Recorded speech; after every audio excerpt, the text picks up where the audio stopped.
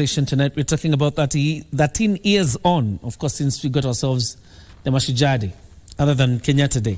And the Mashujaa Day celebrations are upcoming on the 20th, that is this Friday. And therefore we have a long conversation to have as we look at the 13 years of governance under the new constitution. And I'm joined by the Honorable Francis Mwangangi. He's the Deputy Governor, Machakos County, and the Honorable Kassim Tandaza, Member of Parliament for Matuga in Kwale County. Both of you gentlemen are very much welcome so that we can have this robust debate. Probably to start us off, Mheshimiwa, I start with the Mheshimiwa Mwangangi because of what is ongoing in Mavoko. And probably from the point of understanding, for Kenyans to understand, are you opposed to the demolitions or are you opposed to the manner of demolitions? Manner. Okay. Yes. Manner of demolitions in what sense?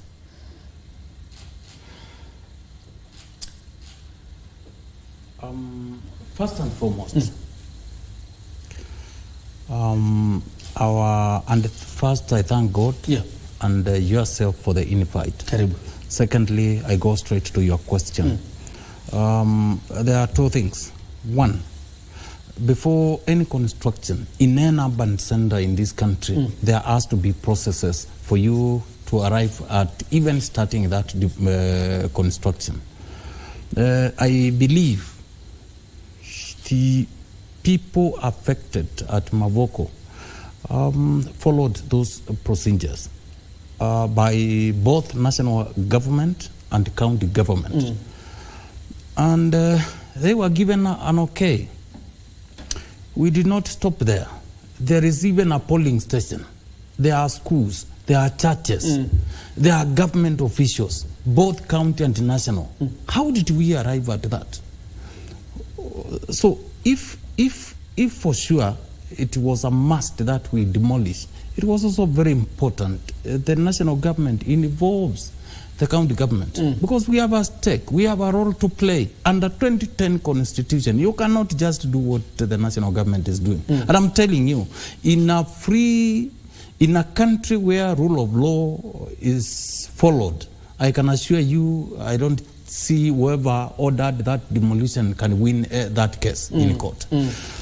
Number three, the fact that we were not involved, naturally, before you even go into demolish, you could have issued a notice because there was a court case that determined who the owner of the land is. Then from there, there's always a room to go and maybe you are given some days to even appeal. You're saying there was no notice? There wasn't. Completely there wasn't. What I've seen a fellow who was appointed as the chair the other day of East African Portland Cement, saying in 2016 there was a notice. A notice 2016 when court case came out last week. Are we serious on what we are saying? Really? Right. So in this case, naturally, it would have been fair that the national government, whoever is behind it, whoever wants this land, allowed people to be given notice so that people can remove their items, can remove their belongings. And you ask yourself another question. Every day we are being told of the effects of El Nino rains. Every day we are being told on the upcoming national examinations. Now, what is going to happen to those students who are candidates? Where are we as county government, even as national government, where are we going to take these people? Those are very pertinent questions you ask, DG.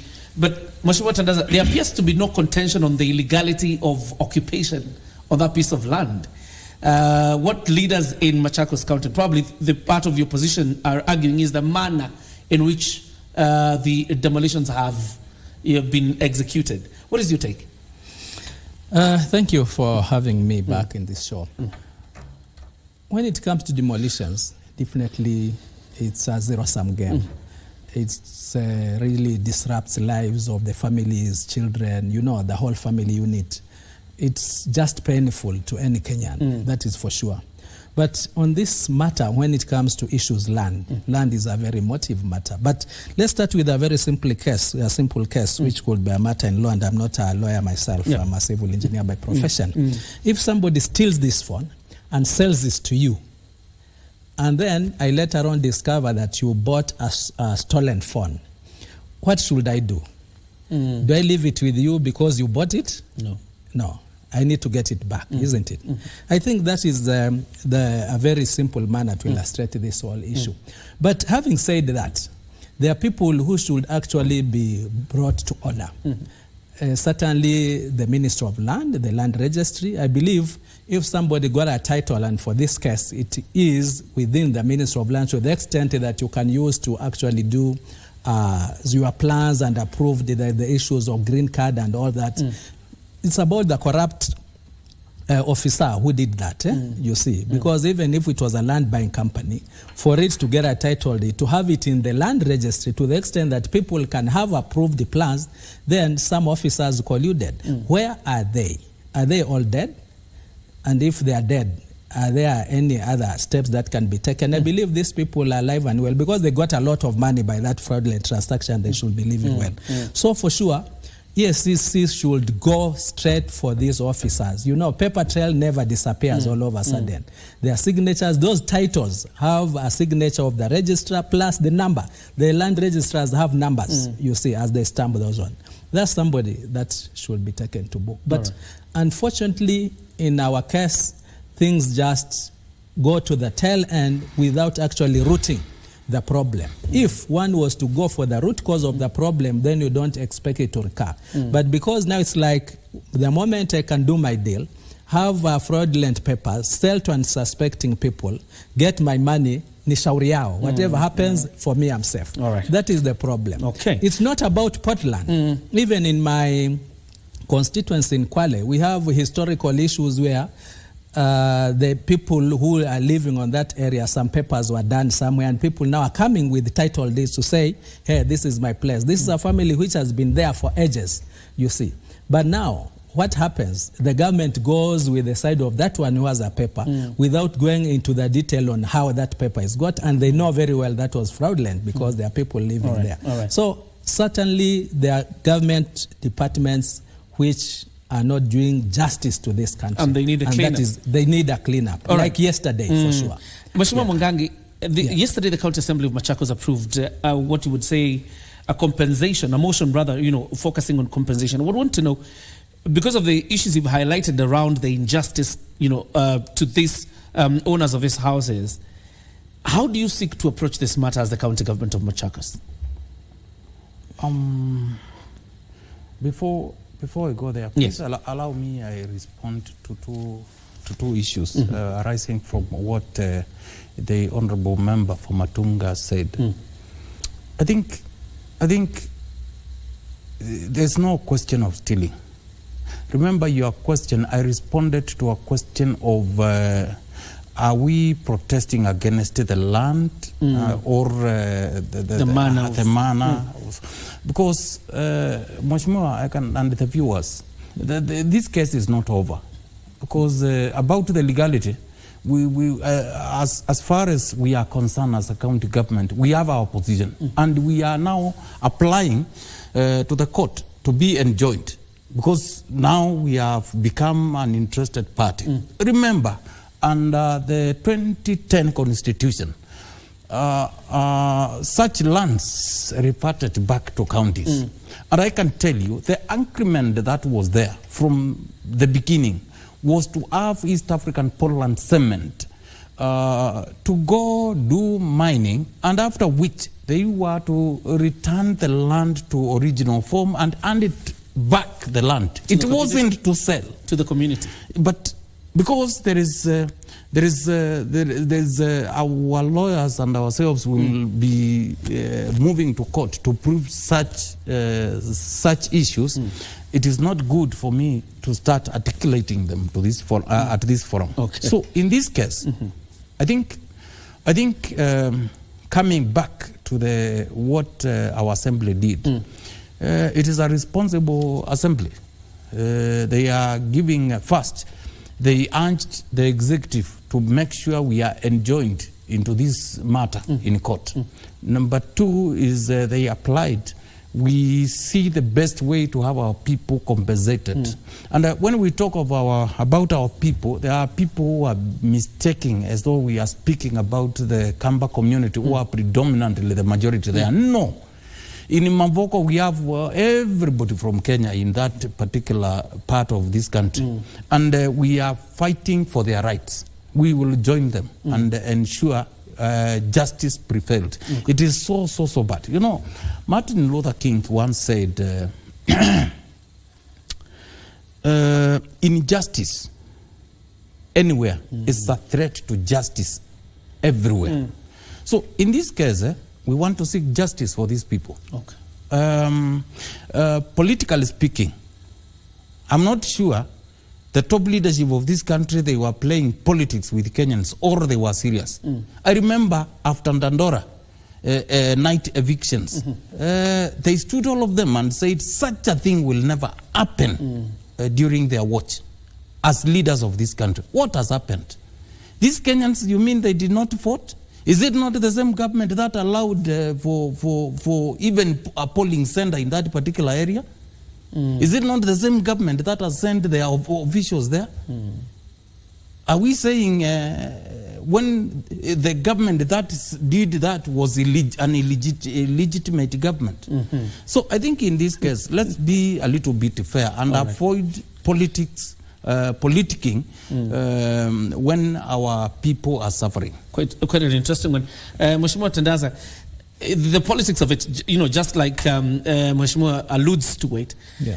Part of the most interesting thing is to see the opposition there yesterday, and of course they were refused entry into the demolition site, and the politics that have come out of it. Yet there are local leaders, political leaders inside Machakos County who have been accused of defrauding these people who are now being, or rather who are experiencing demolition. You know, the problem with us Kenyans is we like politics everywhere, and we are good at politicizing anything that comes our way. Remember, I can recall that it is even during Governor Mutua, the predecessor of His Excellency Mwangangi and the governor, who actually wrote a letter to SCC that that land is being grabbed and being subdivided, being sold by scrupulous people. That is the same county of Machakos. It was not the national government which did that. Remember, Mheshimiwa, this is, there's been a court case. Now the question reaches a point where we say, do we still be in the era of disobeying court cases, which has been the norm? And you know, this time you will say it can be disobeyed because it favors you. But next time it can be disobeyed against you. And then you say, now you can see the government is disobeying court cases. But having said that, of course, a politician will always try to get mileage out of everything. But to me, the genesis of the whole issue is that it was a criminal activity that gave birth to what is happening now. And the point will be, at what point do we stop this? Because today it could be the East African Portland land. There are so many other parcels of land country nationally belonging to the national government, belonging to several agencies. We've had issues of ADC, the ADC parcels of land all over the country being grabbed and people coming up with titles. We have had cases of even the mayor's houses, those government houses within the cities being grabbed. At what point are we going to put an end to that one? So here it is a question of the balancing of the whole issue. If he says that the Portland, the land for the East African Portland was to revert back to the county of Machakos, I don't think that is the correct position, because there are some assets which are national and some other areas which are county. For that case, then I would argue Mombasa Port, for me, who is coming from coast there, should have reverted to the county government of Mombasa, and that has been debated for quite a while. All right. So I think we need, as Kenyans, to reach a point where everybody is called to order. People start behaving in the rightful manner that they should be behaving, especially the government officers, because all the problems of land that we are having, the squatter problem, the issues of conflict and whatever, they actually start with the government officers. Right. And that is the government of the day. At what point do we stop that? We need a point, at least get a cut line where we are saying it's no longer business as usual. All right. Mr. Mwangangi, you have a response? Yes. Mheshimiwa, we are not saying East African Portland Cement to revert to county government of Machakos. That is a national parastatal. But it has its assets, including the land, isn't it? The land wasn't theirs originally. We just gave, there was an agreement that the people vacate the land for mining. After the mineral is extracted, the land was to, it is the land, not the company. I assume these documents are in the custody of Machakos County government. Yes. Which year was that agreement? Because East Africa and Portland has been there for ages. Before the county government came in. Let me tell you something. By the way, there is a title deed that was issued in the year 1962. Okay? And that land, that title, nobody in this country has ever produced an alternative. I can tell you that title, people have been paying rates, both to even the time of municipalities, and also whatever was necessary, those people have been paying, even when the land was still with the under mining of East African Portland Cement. That has to be, but because there's a court case, we will prove that. What we are saying, in short, is nobody is going to cover anyone. Okay? If Mwangangi grabbed this land and sold to X, Y, Z, let the law take its course. That is the position. What we are against is the business of demolishing. A court case is ruled on Thursday, and that same evening, tractors are on site, NYS tractors. Does it mean somebody somewhere was waiting for this to happen? Does it mean somebody sat somewhere and knew what kind of ruling judiciary would make so that they can just move in? What we are saying is, let us all respect the rule of law. What we are saying is natural justice. Instead of just coming and demolishing everything, give people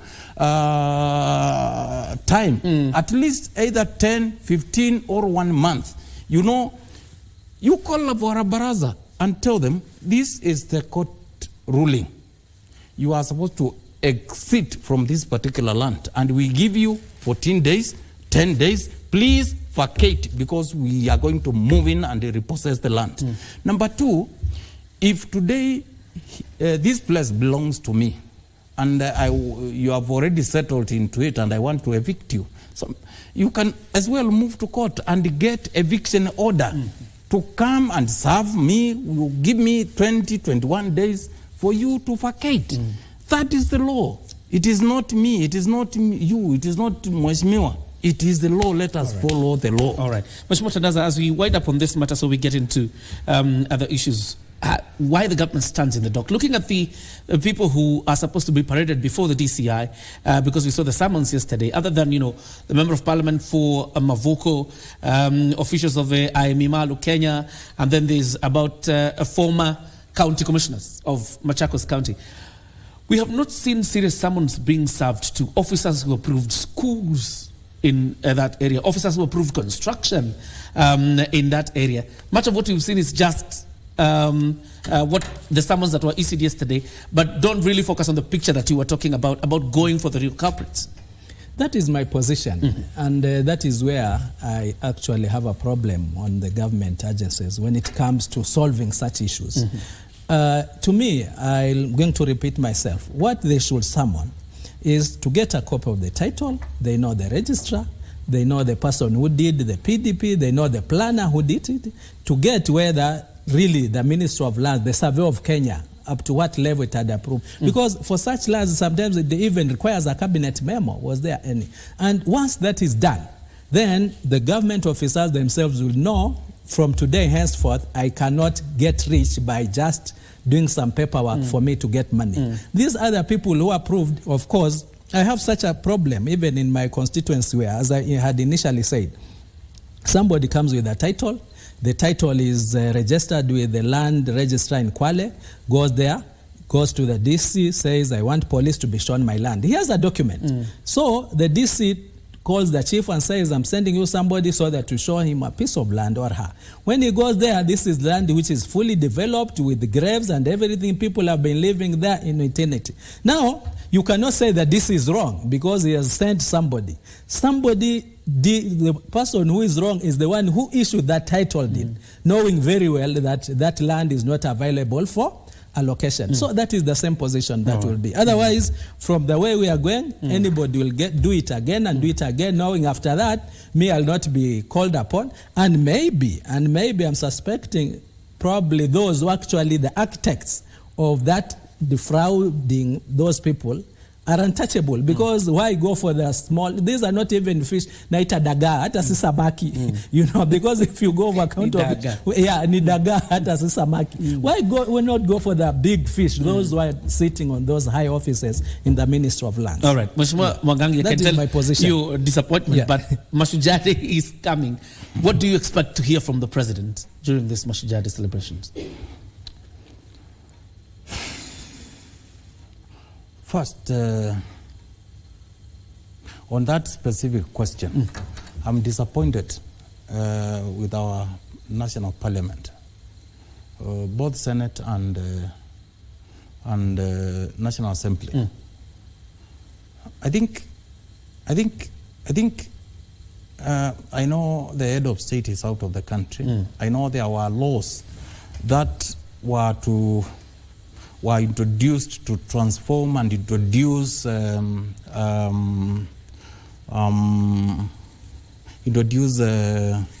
universal health coverage and ensure it is implemented in Kenya.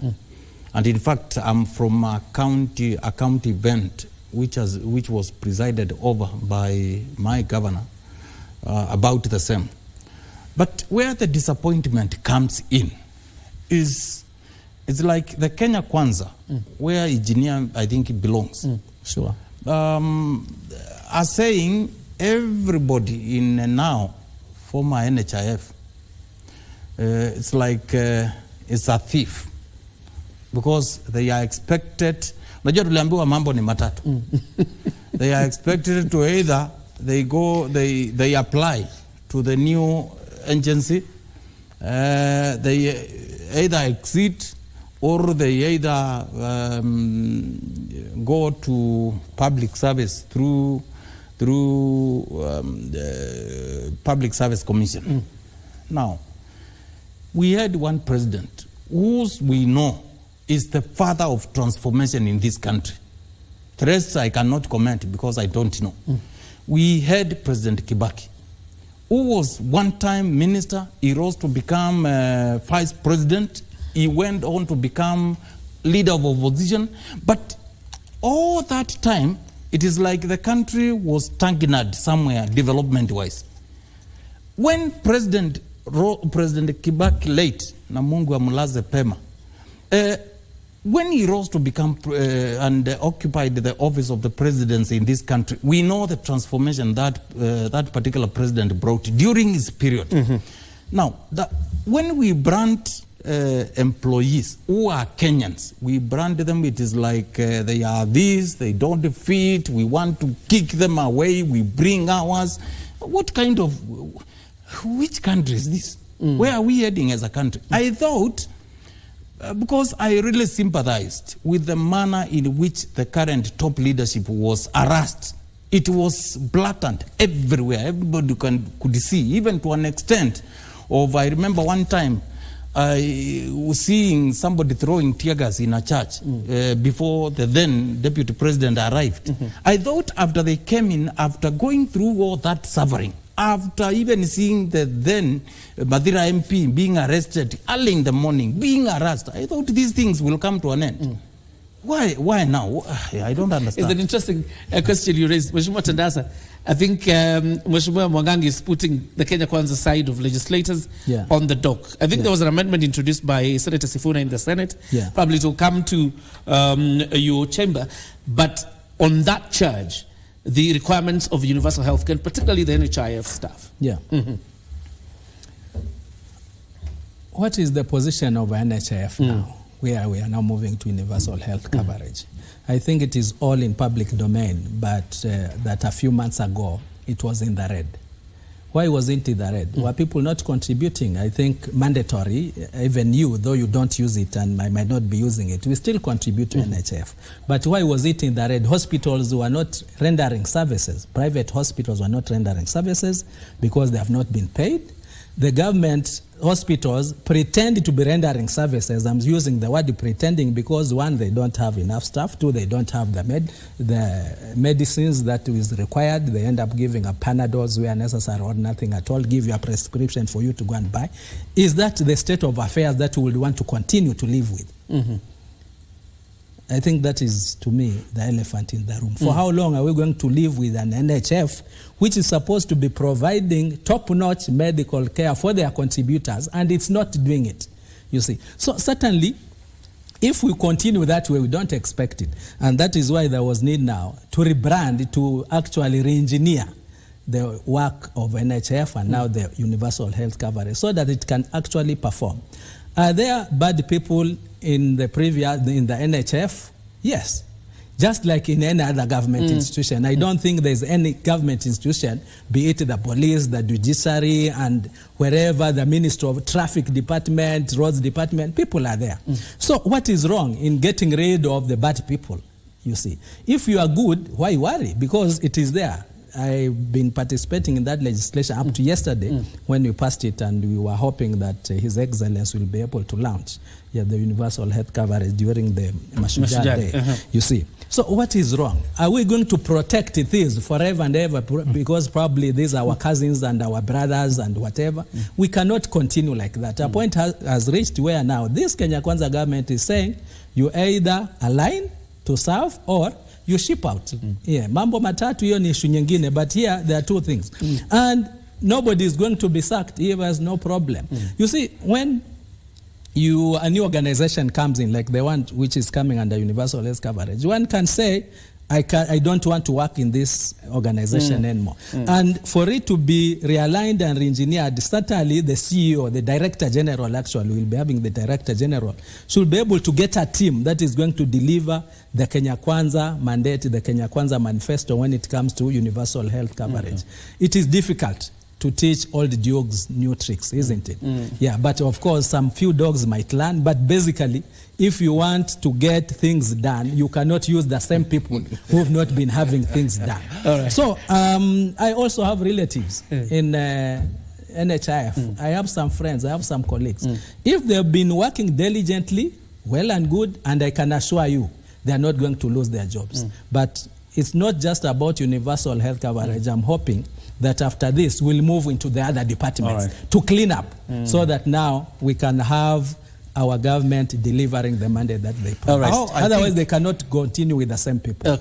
And not only in NHIF, even in the other departments. In the other departments. Very quickly. I think I'm praying so much that one day, one time, we will delink our politics of greedy, the greediness, to our public service.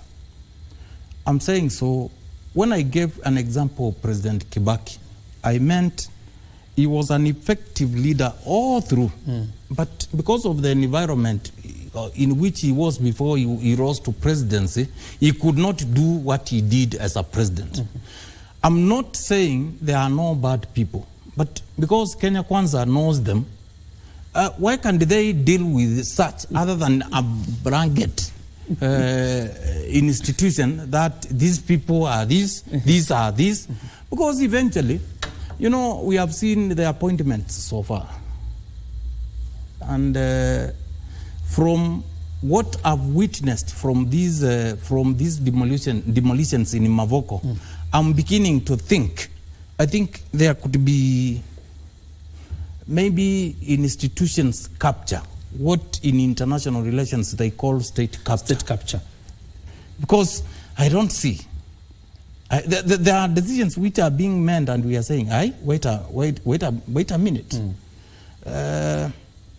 You know, I said and kneeled down to pray when the current administration won.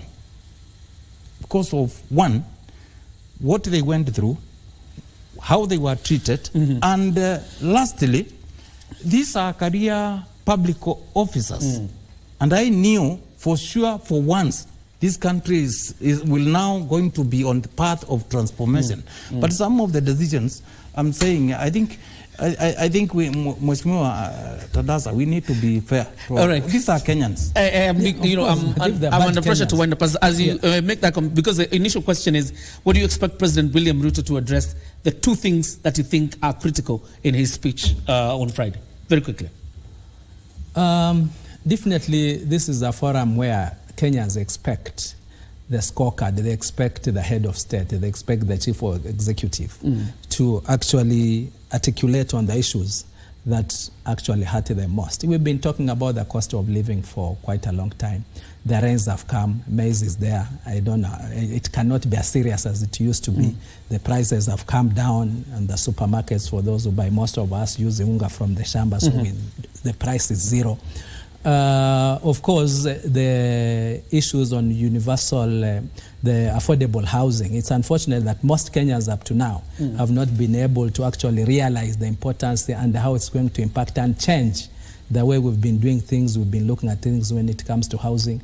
So those are some of the issues which I think Kenyans need to take more keen interest and actually understand on what is happening. And finally, if we get an opportunity to talk about the fuel, which also Kenyans, you know, sometimes people just lack information, you know, and I think those are the areas where the government as a whole, from the president, should be able to tell Kenyans, look, this is where we are, this is how we are going to progress, but overall, we are getting better and better. We need to have hope for this country. We have nowhere else to go. I don't think Somalia will be willing to welcome us, nor Uganda on the other side.